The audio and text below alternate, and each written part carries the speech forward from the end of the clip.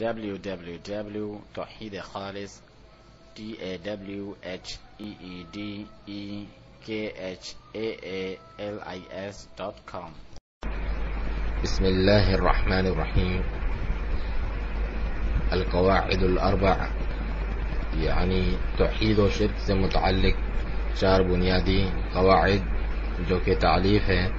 شیخ الاسلام الامام المجدد محمد بن عبد الوهاب رحمہ اللہ کی. اس سلسلے میں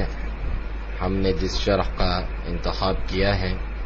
وہ شیخ صالح بن فوزان الفوزان حفظہ اللہ کی شرح ہے. آپ فرماتے ہیں الحمدللہ وصلی اللہ وسلم علی نبینا محمد وعلی آلہ وصحبہ وبعد. یہ القواعد الاربع کی شرح ہے جو کہ تالیف ہے شیخ الاسلام المجدد محمد بن عبد الوهاب رحمہ اللہ کی. کیونکہ میں نے اس کی کوئی شرح دیکھی نہیں تو میں نے چاہا کہ میں اپنی وسعت اور طاقت کے مطابق اس کی کوئی شرح لکھوں، اور اللہ سبحانہ وتعالی سے دعا ہے کہ اس بارے میں جو کوتاہی یا کمی ہو گئی ہو مجھ سے اس سے درگزر فرمائے. مؤلف رحمہ اللہ فرماتے ہیں بسم اللہ الرحمن الرحیم. اسأل اللہ الکریم رب العرش العظیم ان يتولاك في الدنيا والآخرة وأن يجعلك مباركا أينما كنت وأن يجعلك ممن إذا أعطي شكر وإذا ابتلي صبر وإذا أذنب استغفر فإن هذه الثلاثة عنوان السعادة. اعلم أرشدك الله لطاعته أن الحنيفية ملة إبراهيم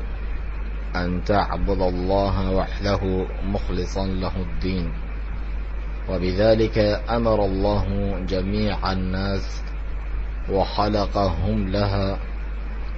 كما قال تعالى وما خلقت الجن والإنس إلا ليعبدون. فإذا عرفت أن الله خلقك لعبادته فاعلم أن العبادة لا تسمى عبادة إلا مع التوحيد، كما أن الصلاة لا تسمى صلاة إلا مع الطهارة. فإذا دخل الشرك في العبادة فسدت كالحدث إذا دخل في الطهارة. فإذا عرفت أن الشرك إذا خالط العبادة أفسدها وأحبط العمل فصار صاحبه من الخالدين في النار، عرفت أن أهم ما عليك معرفة ذلك، لعل الله أن يخلصك من هذه الشبكة وهي الشرك بالله الذي قال الله تعالى فيه إن الله لا يغفر أن يشرك به ويغفر ما دون ذلك لمن يشاء.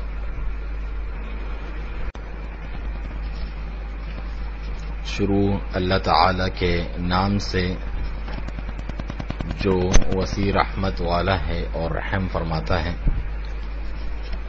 میں اللہ کریم سے جو عرش عظیم کا رب ہے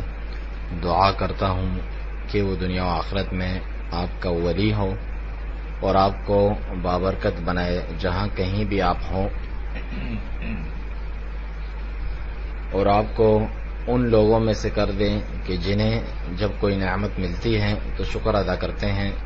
اور اگر کسی آزمائش میں مبتلا ہوتے ہیں تو صبر کرتے ہیں، اور جب گناہ کر بیٹھتے ہیں تو استغفار کرتے ہیں، کیونکہ یہ تینوں صفات سعادت مندی کا عنوان ہیں. اللہ تعالی آپ کو اپنی اطاعت کی جانب رشد و ہدایت سے نوازیں. یہ جان لیں کہ حنیفیت ملت ابراہیمی کا نام ہے، اور وہ یہ ہے کہ آپ اکیلے اللہ تعالی کی عبادت کریں دین کو اس کے لیے خالص کرتے ہوئے، جیسا کہ اللہ تعالی کا ارشاد گرامی ہے، وَمَا خَلَقْتُ الْجِنَّ وَالْإِنسَ إِلَّا لِيَعْبُدُونَ، اور میں نے جنوں اور انسانوں کو محض اپنی عبادت ہی کے لیے پیدا فرمایا ہے۔ جب آپ نے یہ جان لیا کہ اللہ تعالیٰ نے آپ کو محض اپنی عبادت کی خاطر ہی پیدا فرمایا ہے، تو یہ بھی جان لیں کہ عبادت حقیقی معنوں میں عبادت کہلا ہی نہیں سکتی جب تک اس میں توحید نہ ہو، بالکل اسی طرح جیسے نماز صحیح طور پر نماز کہلا ہی نہیں سکتی جب تک کہ طہارت حاصل نہ کی جائے۔ پس جب عبادت میں شرک داخل ہو جائے تو وہ فاسد ہو جاتی ہیں اور عمل برباد ہو جاتا ہے، جیسا کہ طہارت کے بعد حدث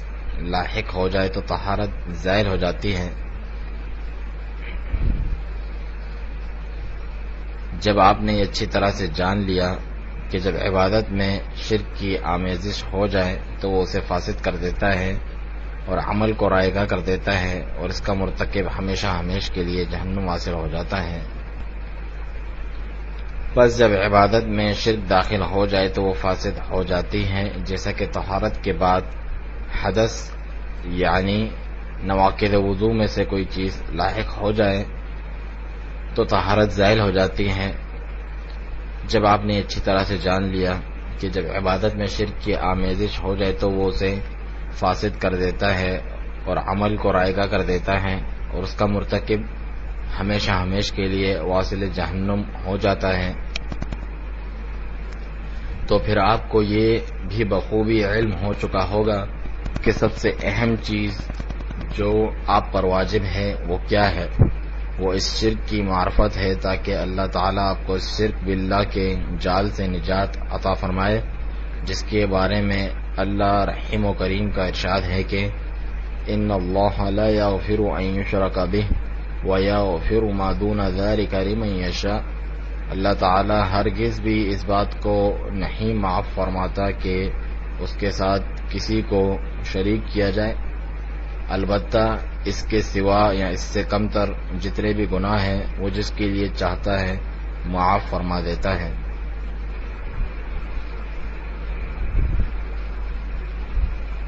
شیخ صالح فوزان حفظہ اللہ اس کی شرح میں فرماتے ہیں، یہ القواعد الاربع ہے جو کہ تالیف ہے شیخ الاسلام محمد بن عبد الوہاب رحمہ اللہ کی۔ یہ ایک مستقل رسالہ ہے، لیکن آپ کے دوسرے رسالے ثلاثۃ الاصول کے ساتھ شائع ہوتا ہے، اس کی حاجت کے سبب سے اور تاکہ یہ طالب علموں کے ہاتھوں میں عام ہو جائے، اور قواعد جو ہے وہ قاعدہ کی جمع ہے، اور قاعدہ کی تعریف یہ ہے الاصل الذي يتفرع عنه مسائل كثيرة او فروع كثيرة، ایسی اصل یا جڑ جس سے بہت سے مسائل متفرع ہوتے ہوں، نکلتے ہوں، یا بہت سی جڑیں جو ہیں نکلتی ہوں، اور یہ جو القواعد الاربع ہیں ان کا مضمون جو ہے جو شیخ رحمہ اللہ نے بیان فرمایا ہے وہ معرفت التوحید و معرفت الشرک ہے، یعنی توحید کی معرفت اور شرک کی معرفت، یعنی توحید کے تعلق سے کیا قاعدہ ہے اور شرک کے تعلق سے کیا قاعدہ ہے، کیونکہ بہت سے لوگ جو ہیں اسی بارے میں ٹھوکر کھائے ہوئے ہیں اور غلطی پر ہیں ان دونوں چیزوں کے بارے میں۔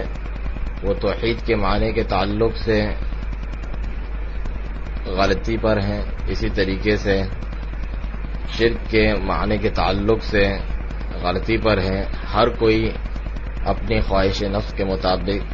ان کی تفسیر کرتا ہے، لیکن ہم پر کیا بات واجب ہے کہ ہم اپنے قواعد کے سلسلے میں کتاب و سنت کی جانب رجوع کریں، تاکہ یہ قواعد جو ہیں صحیح اور سلیم ہوں، جو کہ کتاب اللہ اور سنت رسول اللہ صلی اللہ علیہ وسلم سے ماخوذ ہوں، خصوصاً ان دو عظیم باتوں کے تعلق سے جو کہ توحید اور شرک ہیں۔ شیخ رحمہ اللہ نے یہ قواعد اپنی طرف سے بیان نہیں کیے یا اپنی فکر سے، جیسا کہ بہت سے لوگ جو غلطی پر ہیں، جو خبط کا شکار ہیں، وہ بیان کرتے ہیں، بلکہ آپ نے یہ قواعد جو ہیں اخذ کیے ہیں کتاب اللہ اور سنت رسول اللہ صلی اللہ علیہ وسلم سے اور آپ صلی اللہ علیہ وسلم کی سیرت سے۔ اگر آپ نے ان قواعد کو سمجھ لیا، ان کی معرفت حاصل کر لیا اور ان کا فہم حاصل کر لیا، تو اس کے بعد آپ کے لیے آسان ہو جائے گا توحید کی معرفت، وہ توحید کہ جس کے ذریعے اللہ تعالیٰ نے جسے دے کر تمام رسولوں کو بھیجا اور جس کے لیے کتابیں نازل کیں، اور اس شرک کو بھی آپ جان پائیں گے جس سے اللہ سبحانہ تعالیٰ نے خبردار کیا، ڈرایا، اور اس کے خطرات اور اس کے جو ضرر ہیں دنیا اور آخرت میں وہ بیان فرمائے۔ اور یہ بہت اہم بات ہے، یہ آپ کے اوپر جو نماز کے احکام یا زکوٰۃ اور دیگر عبادات کے یا دیگر دینی امور کی جو معرفتیں ہیں، ان تمام سے زیادہ آپ کے اوپر یہ لازم اور ضروری ہے ان کی معرفت، کیونکہ یہ وہ پہلی بات ہے اور وہ اساس اور بنیاد ہے، کیونکہ آپ کی جو نماز ہے یا زکوٰۃ، حج وغیرہ ہیں، جتنے بھی عبادات ہیں، وہ صحیح اس وقت تک نہیں ہو سکتی اگر وہ صحیح عقیدے کی اساس پر قائم نہ ہو، جو کہ توحید خالص ہے اللہ سبحانہ تعالیٰ کے لیے۔ شیخ رحمہ اللہ نے ان قواعد اربع یعنی 4 قواعد سے پہلے مختصر سا مقدمہ لکھا ہے، جو کہ ایک عظیم مقدمہ ہے، اور اس میں طالب علم کے لیے دعا ہے اور اس بات پر تنبیہ ہے جو عن قریب شیخ رحمہ اللہ بیان فرمائیں گے۔ جیسا کہ آپ نے فرمایا کہ اسأل اللہ، میں اللہ تعالی جو کہ عظیم ہے، جو کہ عرش کریم کا رب ہے، اس سے یہ دعا کرتا ہوں، آپ کے لیے سوال کرتا ہوں کہ وہ دنیا و آخرت میں آپ کا ولی ہو اور آپ کو بابرکت بنا دے جہاں کہیں بھی آپ ہوں، اور آپ کو ان لوگوں میں سے کر دے جنہیں جب کوئی نعمت ملتی ہے تو وہ شکر کرتے ہیں، جب کسی آزمائش میں مبتلا کیے جاتے ہیں تو صبر کرتے ہیں، اور جب کوئی گناہ کر بیٹھتے ہیں تو استغفار کرتے ہیں، اور یہ 3 باتیں سعادت مندی کا عنوان ہے۔ تو یہ عظیم مقدمہ ہے جس میں شیخ رحمہ اللہ کی جانب سے ہر طالب علم کے لیے دعا ہے جو عقیدے کی تعلیم حاصل کرتا ہے، جس کے ذریعے سے وہ حق بات جاننا چاہتا ہے اور جس کے ذریعے سے وہ گمراہی اور شرک سے بچنا چاہتا ہے، تو وہ اس بات کا زیادہ مستحق ہے کہ اللہ سبحانہ وتعالی دنیا و آخرت میں اس کا ولی ہو۔ اور اگر اللہ سبحانہ وتعالی دنیا و آخرت میں کسی کا ولی بن جائے تو کوئی بھی ناپسندیدہ چیز اس کی طرف بڑھ نہیں سکتی، نہ اس کی دین میں اور نہ اس کی دنیا میں، جیسا کہ اللہ تعالی کا فرمان ہے، اللہ ولی الذین آمنوا یخرجهم من الظلمات الى النور والذین کفروا اولیاؤهم الطاغوت۔ سورہ بقرہ آیت 257 میں اللہ تعالیٰ فرماتے ہیں کہ اللہ جو ہے ولی ہے ایمان والوں کا، کہ انہیں ظلمات یعنی اندھیروں سے نکال کے نور کی طرف لے جاتا ہے، جبکہ جو کافر ہیں ان کے اولیاء جو ہیں وہ طاغوت ہیں۔ اگر اللہ سبحانہ وتعالی آپ کا ولی بن جائے تو وہ آپ کو اندھیروں سے نکال کر، شرک کے، کفر کے، شکوک اور الحاد کے اندھیروں سے نکال کر نور کی طرف، ایمان کے، علم نافع اور عمل صالح کی نور کی طرف لے جاتا ہے، جیسا کہ فرمان باری تعالی ہے، ذَلِكَ بِأَنَّ اللَّهَ مَوْلَى الَّذِينَ آمَنُوا وَأَنَّ الْكَافِرِينَ لَا مَوْلَى لَهُمْ۔ یہ اس لیے کہ بے شک اللہ سبحانہ و تعالی ایمان والوں کا مولا ہے، اور جو کفار ہیں ان کا کوئی مولا نہیں۔ یہ سورہ محمد کی آیت نمبر 11 ہے۔ اگر اللہ سبحانہ و تعالی آپ کا ولی بن جائے اپنی رعایت، توفیق اور ہدایت کے ساتھ اس دنیا اور آخرت میں، تو آپ کو ایسی سعادت مندی حاصل ہوگی کہ جس کے بعد کسی قسم کی شقاوت و بدبختی کبھی نہیں ہو سکتی. اگر دنیا میں اللہ سبحانہ و تعالیٰ آپ کا ولی ہوگا ہدایت کے ساتھ، توفیق کے ساتھ اور منہج سلیم پر چلانے کے نسبت سے، اور آخرت میں آپ کا ولی ہوگا کہ آپ کو جنت میں ہمیشہ ہمیش کے لیے داخل فرمائے، کہ جس میں نہ کوئی خوف ہوگا، نہ ہی مرض اور نہ ہی بدبختی اور نہ ہی بڑھاپا یا کسی بھی قسم کی ناپسندیدہ چیز. یہ اللہ سبحانہ تعالیٰ کی ولایت ہے اپنے مومن بندے کے لیے دنیا اور آخرت میں. پھر آگے فرمایا کہ اللہ سبحانہ تعالیٰ آپ کو بابرکت بنائے جہاں کہیں بھی آپ ہو. اگر اللہ سبحانہ تعالیٰ آپ کو مبارک بنائے جہاں کہیں بھی آپ ہو تو یہ غایت المطالب ہے، یعنی انسان جو چیزیں چاہتا ہے اس میں سے سب سے عظیم مطلب، مطالبہ یا خواہش یہی ہے کہ اللہ تعالیٰ اس کو بابرکت کر دیں. اللہ سبحانہ تعالیٰ آپ کی عمر میں برکت دے، اسی طریقے سے آپ کے رزق میں اور آپ کے علم میں، آپ کے عمل میں اور آپ کی ذریت اولاد میں، جہاں کہیں بھی آپ ہوں برکت آپ کے ساتھ ساتھ ہو. جہاں کہیں آپ متوجہ ہوں تو آپ کے ساتھ برکت ہو، اور یہ بہت عظیم خیر ہے اور اللہ سبحانہ تعالیٰ کی طرف سے فضل و کرم ہے. پھر آگے فرمایا کہ آپ کو ان لوگوں میں سے کر دے جنہیں جب کوئی نعمت ملتی ہے تو وہ شکر کرتے ہیں، برخلاف ان لوگوں کے جب انہیں کوئی نعمت ملتی ہے تو وہ کفران نعمت کرتے ہیں اور ناشکری کرتے ہیں. کیونکہ بہت سے لوگ جب انہیں نعمت ملتی ہے تو وہ کفران نعمت کرتے ہیں، اس کا انکار کرتے ہیں اور اسے اللہ تعالی کی اطاعت کے علاوہ یعنی اس کی نافرمانی میں خرچ کرتے ہیں، تو وہ ان کی بدبختی کا سبب بن جاتا ہے. جبکہ جو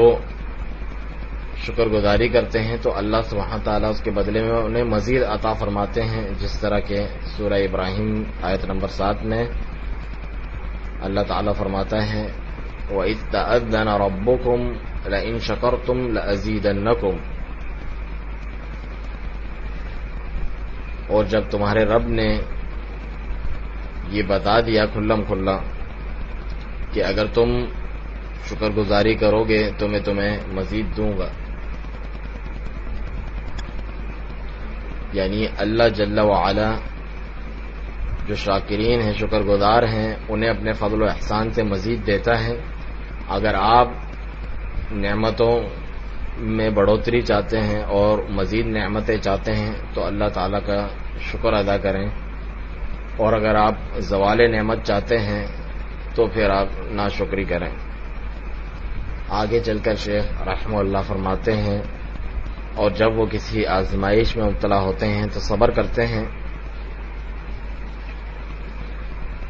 بندوں کو مبتلا کیا جاتا ہے مصائب سے، ناپسندیدہ باتوں سے، اپنے دشمنوں سے جو کہ کفار و منافقین میں سے ہیں، ان کے ذریعے سے آزمایا جاتا ہے. چنانچہ صبر کی ضرورت ہے اور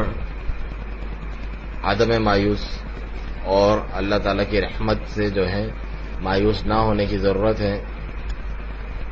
اور اپنے دین پر ثابت قدمی رکھنے اور فتنوں کے وقت جو ہے قدم ڈگمگانے سے بچنے اور متزلزل نہ ہونے سے جو ہے ضرورت ہے. اسی طریقے سے جو فتنے ہیں ان کے آگے ہمیں ہتھیار نہیں ڈال دینے چاہیے، بلکہ اپنے دین پر ثابت قدم رہنا چاہیے اور اس دین کی راہ میں جو تکالیف یا تھکان کا سامنا ہو اس پر صبر کریں خندہ پیشانی کے ساتھ، برخلاف ان لوگوں کے جب وہ کسی آزمائش میں مبتلا کیے جاتے ہیں تو جزا فضا کرتے ہیں اور غصہ دکھاتے ہیں اور اللہ تعالی کی رحمت سے نا امید ہو جاتے ہیں. اس صورت میں آزمائش پر آزمائش اور مصائب پر مصائب، مصائب در مصائب اضافہ ہو جاتا ہے۔ چنانچہ رسول اکرم صلی اللہ علیہ وسلم نے فرمایا وَإِنَّ اللَّهَ إِذَا حَبَّ قَوْمًا ابْتَلَاهُمْ فَمَنْ رَضِيَ فَلَهُ الرِّضَى وَمَنْ سَخِطَ فَلَهُ السَّخَطُ۔ بے شک اللہ تعالی جب کسی قوم سے محبت کرتا ہے تو انہیں آزماتا ہے، تو جو اس سے راضی رہتا ہے تو اس کے لیے اللہ کی رضا ہے، اور جو ناراض ہوتا ہے تو اس کے لیے ناراضی ہے۔ یہ صحیح ترمذی کی روایت ہے۔ اسی طرح فرمان نبوی صلی اللہ علیہ وسلم ہے کہ یعنی لوگوں میں سب سے زیادہ آزمائش تو انبیاء کرام پر آئی۔ چنانچہ فرمایا کہ اعظم الناس بلاء الانبیاء ثم الامثل فالامثل۔ یہ صحیح ترمذی کی روایت ہے کہ لوگوں میں سب سے کڑی آزمائش تو انبیاء کرام پر آئی، پھر جو ان کے جیسے تھے، پھر جو ان کے جیسے تھے۔ جب اللہ تعالیٰ کے رسول علیہ الصلاۃ والسلام آزمائے گئے، صدیقین آزمائے گئے، شہداء اور اللہ تعالیٰ کے نیک مومن بندے آزمائے گئے تو انہوں نے صبر کیا، جبکہ ان کے برعکس جو منافق ہیں ان کے تعلق سے فرمان باری تعالیٰ ہیں وَمِنَ النَّاسِ مَن يَعْبُدُ اللَّهَ عَلَى حَرْفٍ، کہ لوگوں میں سے بعض ایسے ہیں جو اللہ تعالیٰ کی عبادت کرتے ہیں حرف پر یعنی طرف پر، ایک کنارے پر بیٹھ کر۔ وہ اس طرح کہ فَإِنْ أَصَابَهُ خَيْرٌ اطْمَأَنَّ بِهِ، اگر اسے کوئی خیر پہنچتی ہے دین کے حوالے سے تو وہ مطمئن ہوتا ہے۔ وَإِنْ أَصَابَتْهُ فِتْنَةٌ انقلب عَلَى وَجْهِهِ، جب کسی آزمائش میں یا فتنے میں مبتلا ہوتا ہے تو اپنے منہ الٹے منہ پھر جاتا ہے۔ خاسر الدنیا والآخرہ، دنیا اور آخرت کا خسارہ اٹھاتا ہے۔ ذالک هو الخسران المبین، اور یہی واضح اور کھلم کھلا خسارہ ہے۔ یہ سورہ حج کی آیت نمبر 11 ہے۔ چنانچہ یہ جو دنیا ہے یہ ہمیشہ نعمتوں، آسائشوں اور لذتوں اور سرور اور نصرت سے بھری ہوئی نہیں ہے، ہمیشہ اس طریقے سے نہیں ہوتا، بلکہ اللہ تعالی دنوں کو الٹ پھیر کرتا ہے اور بدلتا رہتا ہے اپنے بندوں کے درمیان۔ صحابہ کرام کو دیکھیں جو کہ اس امت میں سب سے افضل ہیں، ان کے ساتھ کس کس قسم کی آزمائشیں اور امتحان جو ہے درپیش ہوئے۔ اللہ تعالیٰ فرماتے ہیں وَتِلْكَ الْأَيَّامُ نُدَاوِلُهَا بَيْنَ النَّاسِ، سورہ آل عمران آیت 140 میں، کہ یہ ایام ہیں، دن ہیں جنہیں ہم لوگوں کے درمیان پھیرتے رہتے ہیں۔ چنانچہ ایک بندے کا نفس جو ہے یہ سن کر جو ہے مطمئن ہو جاتا ہے کہ اگر وہ مبتلا آزمائش ہوا ہے تو یہ اس کے ساتھ خاص نہیں ہے، بلکہ اس سے پہلے بھی جو اللہ تعالیٰ کے اولیاء تھے، اس کے دوست تھے، وہ آزمائے گئے تو وہ اس کا نفس جو ہے مطمئن رہتا ہے اور وہ صبر کرتا ہے، اور اللہ سبحانہ تعالیٰ کی طرف سے آسانی اور جو ہے آسانی کے منتظر رہتا ہے۔ اور والعاقبۃ للمتقین، اور انجام کار تو بے شک متقیوں کے لیے ہی ہوتا ہے جو اللہ تعالیٰ سے ڈرتے ہیں۔ آگے شیخ رحمہ اللہ فرماتے ہیں کہ جب ان سے کوئی گناہ سرزد ہو جائے تو وہ استغفار کرتے ہیں، اللہ سبحانہ تعالیٰ کی بخشش طلب کرتے ہیں، جبکہ اس کے برعکس جس سے گناہ ہو جائے وہ استغفار نہیں کرتا اور جو ہے گناہوں میں مزید آگے بڑھتا چلا جاتا ہے، تو یہ شخص شقی ہے یعنی بدبخت ہے۔ ہم اللہ تعالیٰ کی پناہ طلب کرتے ہیں اس سے، لیکن جو مومن بندہ ہوتا ہے جب کبھی بھی اس سے کوئی گناہ سرزد ہو جاتا ہے تو وہ توبہ کی جانب لپکتا ہے اور جلدی کرتا ہے۔ فرمان باری تعالی ہے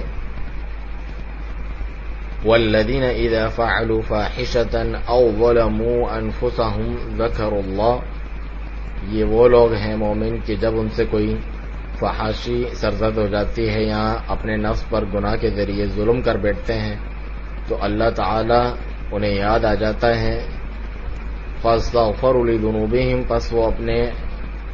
گناہ کی معافی طلب کرتے ہیں، ومن یغفر الذنوب الا اللہ، اور حقیقت بھی یہی ہے کہ اللہ سبحانہ و تعالیٰ کے سوا گناہ بخش بھی کون سکتا ہے. وَلَمْ يُصِرُّوا عَلَى مَا فَعَلُوا وَهُمْ يَعْلَمُونَ، اور جو کچھ انہوں نے کر لیا ہے اس پر وہ مصر نہیں رہتے، اڑے نہیں رہتے، اور وہ علم رکھتے ہیں، جانتے ہیں. یہ سورہ آل عمران کی آیت 135 ہے. اسی طرح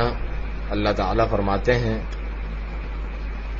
انما التوبۃ علی اللہ للذین یعملون السوء بجہالہ، توبہ تو اللہ تعالیٰ کے نزدیک انہی کی ہے کہ جو گناہ یا غلط کام جو ہے جہالت میں کر بیٹھتے ہیں، ثم یتوبون من قریب، پھر جلد ہی توبہ کر لیتے ہیں، فاولئک یتوب اللہ علیہم، تو اللہ تعالیٰ بھی ایسے لوگوں کی توبہ قبول فرماتے ہیں. یہ سورہ نساء کی آیت 17 ہے. اور اس آیت میں جو جہالت کا لفظ ہے کہ جہالت میں وہ گناہ کر بیٹھتے ہیں، اس کا معنی عدم علم نہیں ہے، کیونکہ جاہل جو ہے جو لا علمی میں کر لے تو اس کا مواخذہ نہیں ہے دین میں، لیکن یہاں جہالت جو ہے وہ حلم کی بردباری کی ضد ہے. تو ہر وہ شخص جو اللہ تعالیٰ کی نافرمانی کرتا ہے تو وہ جاہل ہے اس معنی کے اعتبار سے کہ وہ ناقص الحلم ہے، یعنی حلم اور بردباری نہیں ہے، اس میں ناقص ہے، اور اپنی عقل میں اور انسانیت میں ناقص ہے. ہو سکتا ہے کہ وہ عالم ہو لیکن وہ دوسرے زاویے سے جو ہے جاہل ہو، اس زاویے سے کہ اس کے پاس جو ہے حلم و بردباری نہیں ہے اور اپنے امور کے تعلق سے ثابت قدمی نہیں ہے. تو فرمایا ثم یتوبون من قریب، یعنی جب کبھی بھی ان سے گناہ ہو جائے تو وہ استغفار کرتے ہیں، اس میں جلدی کرتے ہیں. کوئی بھی شخص جو ہے گناہوں سے بچا ہوا اور معصوم نہیں ہے، لیکن الحمدللہ اللہ تعالی نے توبہ کا جو باب ہے، دروازہ، وہ کھلا رکھا ہے. چنانچہ ایک بندے کو چاہیے جب کبھی اس سے گناہ سرزد ہو جائے تو وہ توبہ کرنے میں جلدی کرے، لیکن اگر وہ توبہ نہیں کرتا، استغفار نہیں کرتا، تو یہ اس کی بدبختی کی علامت ہے، اور ہو سکتا ہے کہ وہ اللہ تعالیٰ کی رحمت سے ہی نا امید ہو جائے اور اس کے پاس شیطان آئے اور اسے کہے کہ تمہارے لیے توبہ ہے ہی نہیں. آگے شیخ رحمہ اللہ فرماتے ہیں کہ یہ 3 باتیں، کون سی 3 باتیں؟ کہ جب نعمت ملے اس پہ شکر کرنا، اور جب آزمائش میں مبتلا ہو اس پہ صبر کرنا،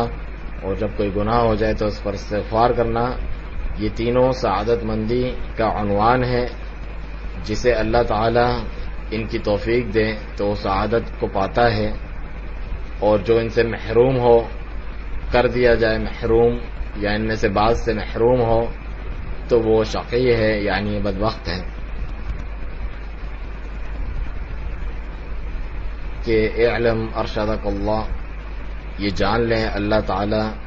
آپ کو رشد و ہدایت دے. یہ بھی شیخ رحمہ اللہ کی جانب سے دعائیہ کلمات ہیں، اور ہر معلم کے لیے یہی لائق ہے کہ وہ جسے تعلیم دے رہا ہے اس کے لیے دعا کریں، اور اللہ کی اطاعت کی جانب اللہ تعالیٰ آپ کو رشد و ہدایت کرے. اس کا معنی کیا ہے؟ اللہ کی اطاعت کا معنی ہے کہ اللہ کے جو اوامر ہیں، جو اللہ تعالیٰ حکم فرماتے ہیں، ان کا امتثال کیا جائے، ان پر جو ہے ان کی پابندی کی جائے، انہیں مانا جائے، ان پر عمل کیا جائے، اور جو نواہی ہیں، جن چیزوں سے اللہ تعالیٰ نے منع کیا ہے، اس سے رکا جائے، اجتناب کیا جائے. اور فرماتے ہیں کہ جو حنیفیت ہے وہ ملت ابراہیمی ہے. اللہ جل وعلا نے اپنے نبی صلی اللہ علیہ وسلم کو ملت ابراہیمی کی اتباع و پیروی کا حکم دیا ہے.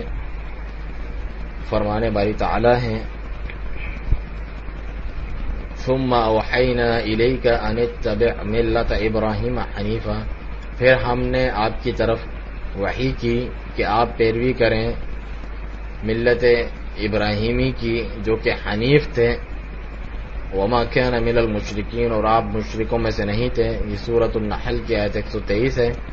اور یہاں پر جو حنیف کا ذکر ہے، جو الحنیفیہ ہے، جو ملت حنیف ہے. اور الحنیف کون ہے؟ وہ سیدنا ابراہیم علیہ الصلوۃ والسلام ہیں. اور حنیف کا معنی ہوتا ہے جو اللہ کی طرف متوجہ ہو اور اس کے سوا یعنی اللہ تعالیٰ کے سوا ہر ایک سے جو ہے منہ موڑ کے اللہ تعالیٰ کی طرف ہی متوجہ ہو صرف، یہ حنیف ہوتا ہے. یعنی اللہ تعالیٰ کی طرف متوجہ ہونے والا ہر چیز کے ذریعے، اپنے دل کے ذریعے،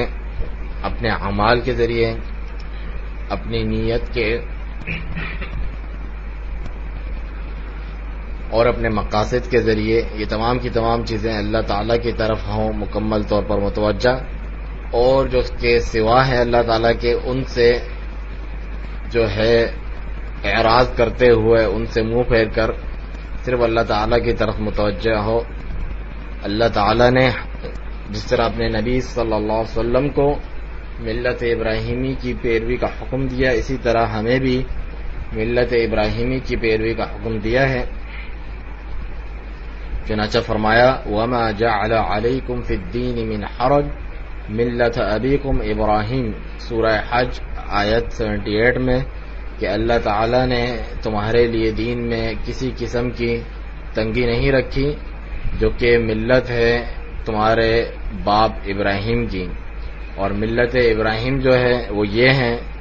کہ ان تعبد اللہ مخلصا لہ الدین، کہ تم اللہ تعالیٰ کی عبادت کرو دین کو اس کے لیے خالص کرتے ہوئے. یہ ہے حنیفیت کی حقیقت. یہ نہیں فرمایا کہ ان تعبد اللہ، کہ اللہ کی عبادت کرو بس، بلکہ ساتھ میں یہ بھی ضروری ہے مخلصا لہ الدین، دین کو اس کے لیے خالص کرتے ہوئے، یعنی شرک سے بچتے ہوئے. کیونکہ عبادت جو ہے اگر اس میں شرک کی آمیزش ہو جائے تو وہ باطل ہو جاتی ہیں. عبادت اس وقت تک عبادت نہیں کہلائی جا سکتی صحیح معنوں میں جب تک وہ شرک کے اکبر و اصغر سے بچی ہوئی نہ ہو. جیسا کہ اللہ تعالی حکم ارشاد فرماتے ہیں وَمَا أُمِرُوا إِلَّا لِيَعْبُدُوا اللَّهَ مُخْلِصِينَ لَهُ الدِّينَ حُنَفَاءَ، سورہ بینہ آیت 5 میں، کہ انہیں تو حکم نہیں دیا گیا تھا مگر صرف اسی بات کا کہ وہ اللہ تعالیٰ کی عبادت کریں دین کو اس کے لیے خالص کرتے ہوئے حنفاء بن کر. اور حنفاء جو ہے وہ حنیف کی جمع ہے، یعنی اللہ تعالیٰ کے لیے مخلص ہو کر.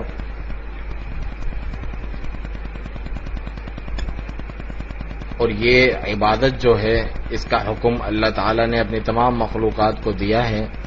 اللہ تعالیٰ کا فرمان ہے وَمَا خَلَقْتُ الْجِنَّ وَالْإِنسَ إِلَّا لِيَعْبُدُونَ، میں نے جنوں اور انسانوں کو محض اپنی عبادت کے لیے پیدا کیا ہے. اور یعبدون کا معنی ہے یفردونی بالعبادہ، مجھے عبادت میں اکیلا تسلیم کریں، اس پر ایمان لائیں اور مجھ اکیلے کی عبادت کریں. چنانچہ مخلوق کی تخلیق کی جو حکمت ہے وہ یہی ہے کہ وہ اللہ سبحانہ تعالیٰ کی عبادت کریں دین کو اس کے لیے خالص کرتے ہوئے. چنانچہ اس حکمت کے اوپر بعض عمل کرتے ہیں اور بعض جو ہے اس پر عمل نہیں کرتے، کیونکہ لیکن ان کے تخلیق کی حکمت یہی ہے اگرچہ کوئی ایمان لائے یا نہ لائے، بس جو کوئی بھی غیر اللہ کی عبادت کرتا ہے وہ اس حکمت کی مخالفت کرتا ہے جس کے لیے مخلوق کو پیدا کیا گیا، اور وہ اللہ سبحانہ تعالیٰ کے امر اور اللہ تعالیٰ کی شریعت دونوں کی مخالفت کرتا ہے. اور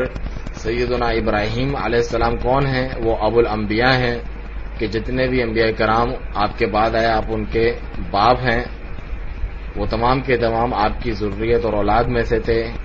اسی لیے اللہ تعالیٰ فرماتا ہے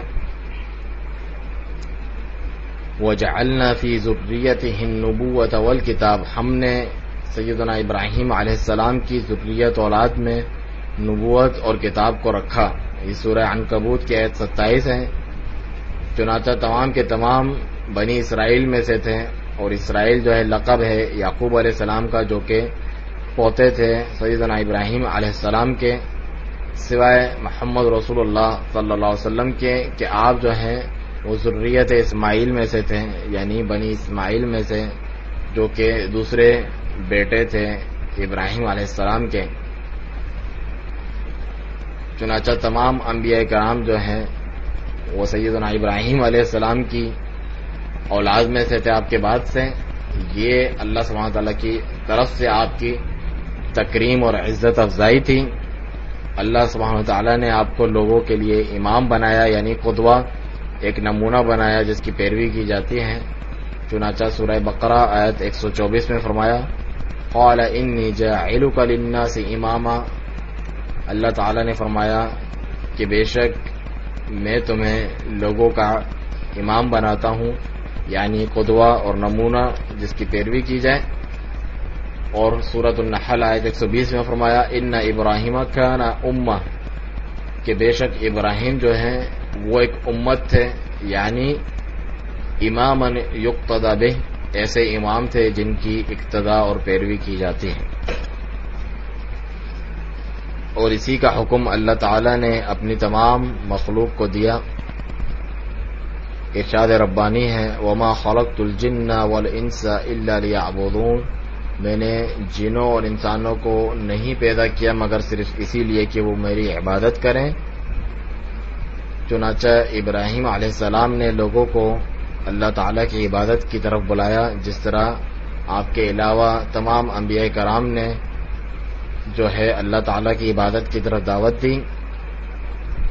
ہر نبی کی یہی دعوت تھی لوگوں کو کہ وہ ایک اللہ کی عبادت کریں اور اس کے سوا دیگر ہر چیز کی عبادت کو چھوڑ دیں.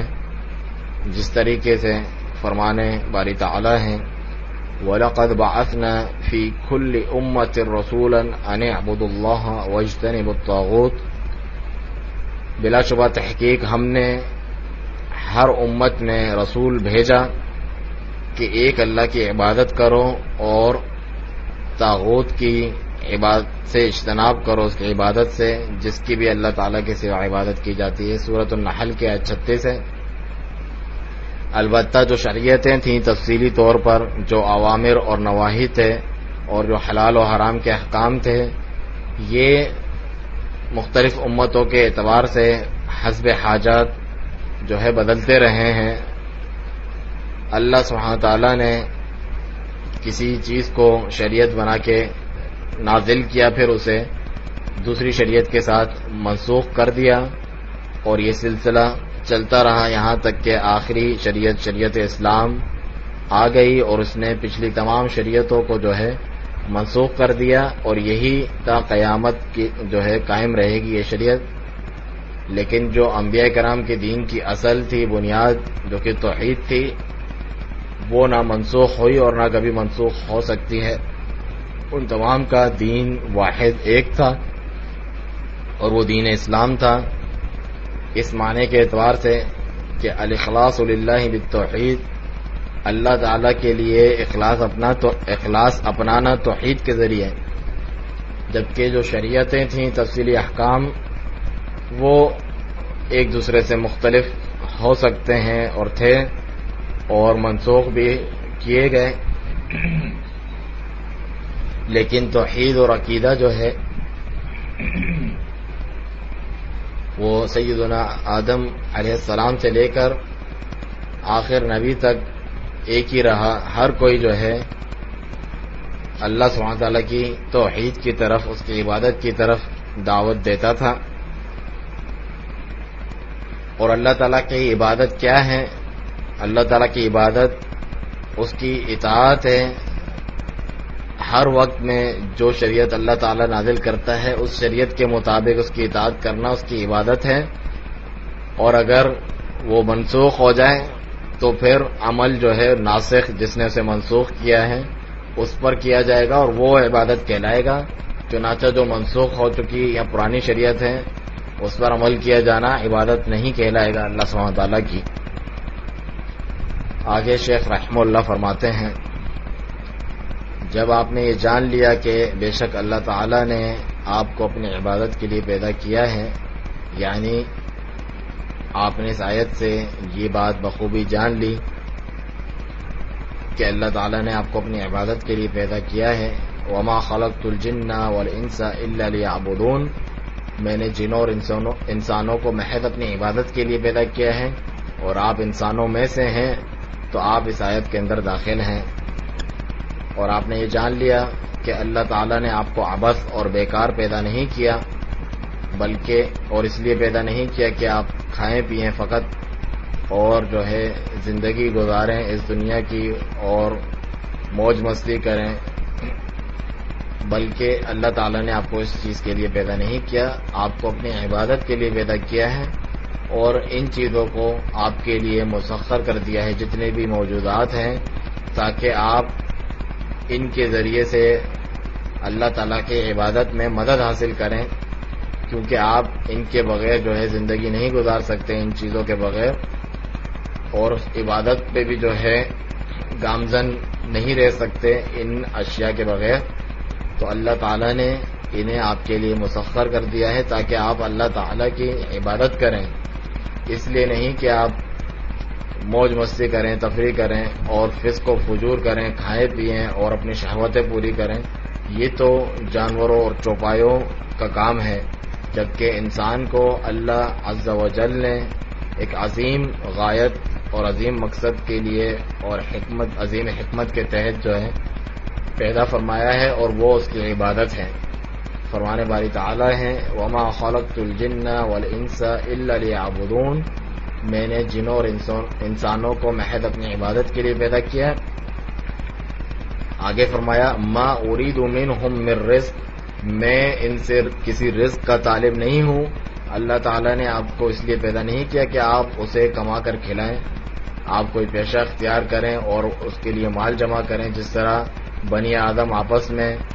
ایک دوسرے کے کام کرتے ہیں، ان کے تحت ملازمین ہوتے ہیں جو ان کے لیے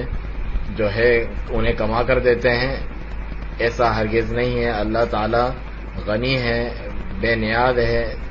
تمام پورے جہان سے، پورے عالم سے، اسی لیے فرمایا ما اريد منهم من رزق، میں ان سے کسی رزق کا طالب نہیں ہوں، وما اريد ان يطعمون، اور نہ یہ چاہتا ہوں کہ یہ مجھے کھلائیں۔ یہ سورہ زاریات کی آیت 57 ہے۔ چنانچہ اللہ جل وعلا جو ہے وہ تو کھلاتا ہے، نہ کہ اسے کھلایا جاتا ہے، وہ تو غنی ہے اور بے نیاز ہے کھانے پینے سے۔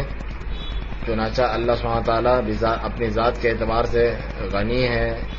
بے نیاز ہے، وہ آپ کی عبادت تک کا محتاج نہیں ہے۔ اگر آپ کفر کریں تو اللہ سبحانہ تعالیٰ کے ملک میں اس کی بادشاہت میں کوئی کمی نہیں آئے گی، لیکن آپ خود محتاج ہیں اس بات کے، اور آپ عبادت کے محتاج ہیں کہ آپ عبادت کریں۔ اس کے باوجود اللہ سبحانہ تعالیٰ کی یہ رحمت دیکھیے کہ آپ کو عبادت کا حکم دیا کہ آپ اس کی عبادت کریں، آپ کی اپنی مصلحت کے لیے، کیونکہ اگر آپ اللہ سبحانہ تعالیٰ کی عبادت کرتے ہیں تو اللہ سبحانہ تعالیٰ آپ کا اکرام کریں گے جزا کے ذریعے، ثواب کے ذریعے۔ چنانچہ عبادت سبب ہے اللہ سبحانہ تعالیٰ کی جانب سے عزت افزائی ملنے کا اس دنیا میں اور آخرت میں۔ تو پھر آخرکار آپ دیکھیں کہ اس عبادت کا فائدہ کس کو لوٹ کر گیا؟ اس سے مستفید عبادت سے تو خود عابد جو ہے، جو عبادت کرنے والا ہے، اسے ہی فائدہ ہوا، جبکہ اللہ سبحانہ تعالیٰ تو جو ہے تمام مخلوقات سے غنی اور بے نیاز ہیں۔ پھر شیخ رحمہ اللہ فرماتے ہیں جب آپ نے یہ جان لیا کہ بے شک اللہ تعالیٰ نے آپ کو اپنی عبادت کے لیے پیدا کیا ہے، تو عبادت اس وقت تک صحیح نہیں ہو سکتی جس سے اللہ تعالیٰ راضی ہو، جب تک اس میں دو شرطیں نہ پائی جائیں۔ اگر ان میں سے کوئی ایک شرط بھی کم ہوگی تو آپ کی عبادت باطل ہوگی۔ پہلی شرط یہ ہے کہ وہ خالصتاً لوجہ اللہ ہو، اللہ تعالیٰ کی رضا کے لیے ہو، اس کے دیدار کی چاہت میں ہو، جس میں شرک نہ ہو، شرک کی بالکل بھی آمیزش نہ ہو۔ اگر اس میں شرک کی ملاوٹ ہو گئی تو وہ ایسے ہیں جس طرح طہارت کوئی حاصل کرے، وضو کرے، اور اس میں حدث کی جو ہے آمیزش ہو جائے۔ حدث یعنی جتنے بھی نواقض وضو ہیں جس سے وضو ٹوٹ جاتا ہے، اگر وہ اس میں شامل ہو جائے تو اس کی طہارت ختم ہو جاتی ہے، باطل ہو جاتی ہے۔ اسی طریقے سے اگر آپ اللہ کی عبادت کریں اور پھر اس کے ساتھ کسی کو شریک بھی کریں تو آپ کی عبادت باطل ہو جائے گی۔ یہ پہلی شرط ہے۔ دوسری شرط جو ہے وہ متابعت رسول ہو، یعنی رسول اکرم صلی اللہ علیہ وسلم کی اتباع میں اور آپ کے طریقے کے مطابق کی گئی ہو تو ہر وہ عبادت جو رسول اللہ صلی اللہ علیہ وسلم نے نہیں کی آپ اسے کریں گے تو وہ باطل ہے اور مرفوض ہے، یعنی مردود ہے، ناقابل قبول ہے، کیونکہ یہ بدعت اور خرافت کہلائے گی، عبادت نہیں۔ اسی لیے آپ صلی اللہ علیہ وسلم نے فرمایا، صحیح بخاری اور مسلم کی حدیث، من عمل عملا لیس علیہ امرنا فہو رد، جس نے کوئی ایسا عمل کیا جس پر ہمارا امر حکم نہیں ہے تو وہ رد ہے، ناقابل قبول ہے۔ دوسری روایت میں جو کہ صحیح بخاری مسلم کی ہے، اس میں یہ فرمایا، من احدث فی امرنا ھذا ما لیس فیہ فہو رد، من احدث فی امرنا ھذا ما لیس منہ فہو رد، جس نے کوئی ایسا کام کیا ہمارے اس امر میں، اس دین میں، جو اس میں سے نہیں یا جو اس میں نہیں تو وہ رد ہے، مردود ہے، ناقابل قبول ہے۔ تو لازم ہے کہ عبادت جو ہے وہ موافق ہو اس چیز کے جو رسول اللہ صلی اللہ علیہ وسلم لے کر آئے ہیں۔ لوگوں کے استحسانات جو ہیں، یعنی لوگ کسی چیز کو اچھا تصور کریں یا ان کی نیتیں اور مقاصد جو ہیں ان کا خیال نہیں کیا جائے گا جب تک شریعت سے اس کی دلیل ثابت نہ ہو، تو یہ بدعت کہلائے گی اور یہ اپنے کرنے والے کو کوئی فائدہ نہیں پہنچائے گی بلکہ اس کو نقصان پہنچائے گی، کیونکہ یہ معصیت اور نافرمانی کہلائے گی۔ اگرچہ وہ یہ زعم اور گمان کرتا ہے کہ اس کے ذریعے سے وہ اللہ تعالیٰ کا تقرب حاصل کرنا چاہتا ہے، تو لازم ہے کہ عبادت کے اندر یہ دو شرطیں پائی جائیں۔ پہلی چیز اخلاص ہو اللہ تعالیٰ کے لیے، اور دوسری اتباع ہو رسول اللہ صلی اللہ علیہ وسلم کی، تب جا کر عبادت جو ہے وہ صحیح ہوتی ہے اور اپنے کرنے والے کو نفع پہنچاتی ہے۔ اگر اس میں شرک داخل ہو جائے تو وہ باطل ہو جاتی ہے۔ اسی طریقے سے اگر اس میں بدعت داخل ہو جائے جس پر کوئی دلیل نہ ہو تب بھی وہ باطل ہو جاتی ہے۔ ان دونوں شرائط کے بغیر عبادت کا فائدہ نہیں، کیونکہ وہ عبادت جو ہے اس چیز کے برخلاف ہوگی جو اللہ تعالیٰ نے مشروع قرار دی ہے، اور اللہ تعالیٰ نہیں قبول کرتا کسی چیز کو مگر صرف وہی جو اس نے اپنی کتاب میں یا اپنے نبی صلی اللہ علیہ وسلم کی زبانی مشروع قرار دی ہو، یعنی شریعت بنا کر نازل کی ہو اور آپ کو بتائی ہو۔ مخلوق میں سے کوئی بھی ایسی ہستی نہیں ہے کہ جس کی اتباع کرنا اور پیروی کرنا واجب ہو سوائے رسول اللہ صلی اللہ علیہ وسلم کے، جبکہ آپ صلی اللہ علیہ وسلم کے سوا جتنے بھی ہیں ان کی اتباع یا پیروی تب کی جائے گی جب وہ خود رسول اللہ صلی اللہ علیہ وسلم کی پیروی میں کوئی حکم دیں۔ اگر وہ رسول اللہ صلی اللہ علیہ وسلم کی پیروی کے برخلاف کوئی کام کریں یا حکم دیں تو ان کی کوئی اطاعت نہیں ہے۔ اللہ تعالیٰ فرماتے ہیں، اطیعوا اللہ واطیعوا الرسول واولی الامر منکم، سورہ نساء آیت 59 میں، کہ اطاعت کرو اللہ تعالیٰ کی اور اطاعت کرو رسول اللہ صلی اللہ علیہ وسلم کی اور اپنے اولو الامر کی۔ اور اولو الامر کون ہیں؟ الامراء والعلماء، آپ کے جو حکمران ہیں اسی طرح آپ کے جو علماء ہیں وہ اولو الامر ہیں۔ چنانچہ اگر وہ اللہ تعالیٰ کی اطاعت کرتے ہیں تو ان کی اللہ کی اطاعت کے اندر ان کی اطاعت کی جائے گی اور ان کی اتباع اور پیروی کی جائے گی، لیکن اگر وہ مخالفت کرتے ہیں اللہ تعالیٰ کے حکم کی تو ان کی اطاعت فرمانبرداری کرنا اور اتباع کرنا جائز نہیں ہے اس چیز میں جس میں وہ اللہ تعالیٰ کے حکم کی خلاف ورزی کرتے ہیں، کیونکہ کوئی بھی ایسی ہستی نہیں ہے کہ جس کی مستقل طور پر جو ہے اطاعت کی جائے مخلوق میں سے سوائے رسول اللہ صلی اللہ علیہ وسلم کے، جبکہ جو آپ کے علاوہ ہیں ان کی اتباع و پیروی اسی صورت میں کی جائے گی جب وہ خود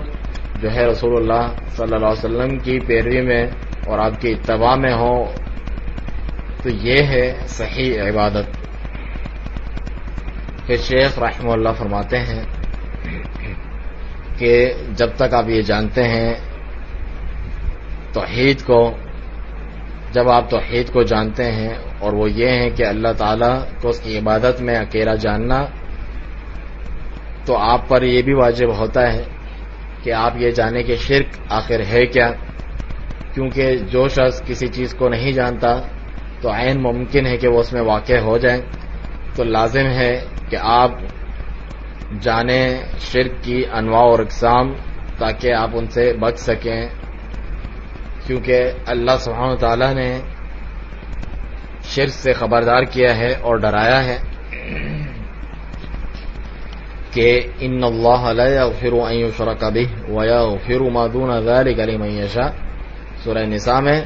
کہ بے شک اللہ تعالی اس بات کو، سورہ نساء آیت 48 میں، کہ بے شک اللہ تعالی اس بات کو نہیں بخشتا کہ اس کے ساتھ کسی کو شریک کیا جائے، اور اس کے سوا یا اس کے علاوہ اور اس سے کم تر جتنے گناہ ہیں جس کے لیے چاہتا ہے بخش دیتا ہے. چنانچہ شرک جو ہے یہ اس کی خطرناکی ہے، اور جو مشرک ہوتا ہے اس پر جنت بھی حرام ہے. چنانچہ سورہ مائدہ آیت 72 میں ہے انہ من یشرک باللہ فقد حرم اللہ علیہ الجنہ، کہ بلا شبہ جس نے بھی اللہ تعالیٰ کے ساتھ شرک کیا تو اللہ تعالیٰ نے یقیناً اس پر جنت کو حرام کر دیا ہے، وہ مغفرت سے بھی محروم ہے. فرمایا کہ ان اللہ لا یغفر ان یشرک بہ، اسی طرح جنت سے بھی محروم ہے.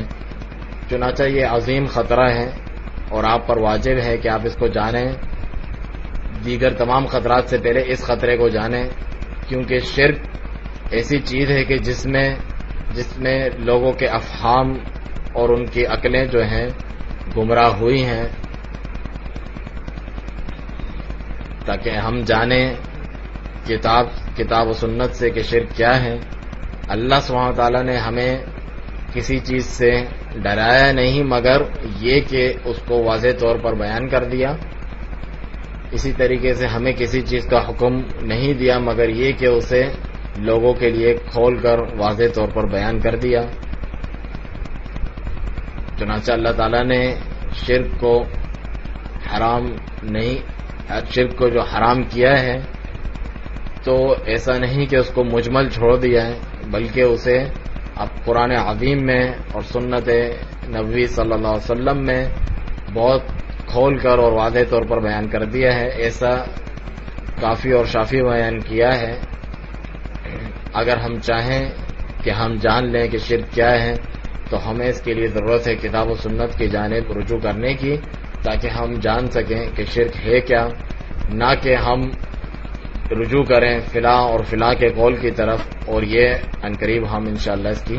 تفصیل بیان کریں گے.